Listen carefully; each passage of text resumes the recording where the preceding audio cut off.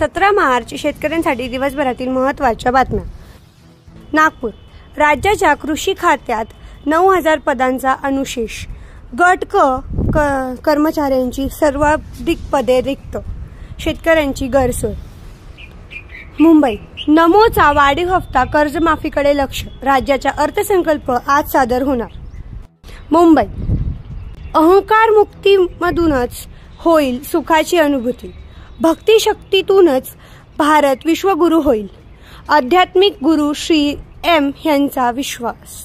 अमरावती लिंबाचे दर 8000 रुपयांवर, सप्टेंबरमधील पावसामुळे हस्तबहारला बसला फटका। अमरावती तूर खरेदीचे निकष स्पष्ट, खरेदीचा गोंधळ कायमच। अमरावतीत 4च केंद्रावर खरेदी, बाजारात आवक वाढली। पुणे राज्य बँकेकडून दीर्घ मुदतीचे बॉन्ड होणार वितरित, रिझर्व्ह बँकची परवानगी, 500 कोटींचे बॉन्ड वितरित करणार। जिल्हा पुणे AI ऊस शेतीत क्रांतिकारक ठरेल, हर्षवर्धन पाटील। साखर कारखान्याच्या संचालकांची बारामती कृषी विज्ञान केंद्रास भेट। पुणे मुंबईसह कोकणात उष्ण लाटेचा इशारा, उन्हाळ्यात केळी बागेत द्यायची काळजी।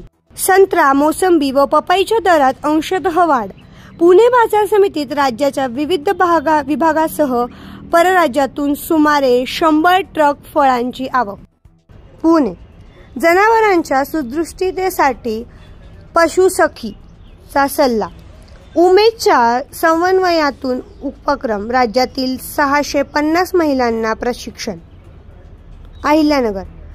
अहिल्यानगरला 55,000 हेक्टरने कांदा क्षेत्र वाढ, 2.5 लाख हेक्टर शेताचा टप्पा ओलांडला।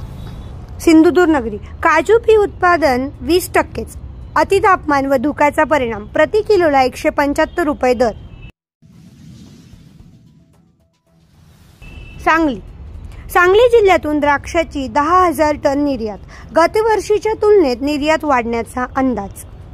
जळगाव केळीच्या दरात घसरण सुरू, खानदेशात कमाल दर 1600 रुपये प्रति क्विंटलवर।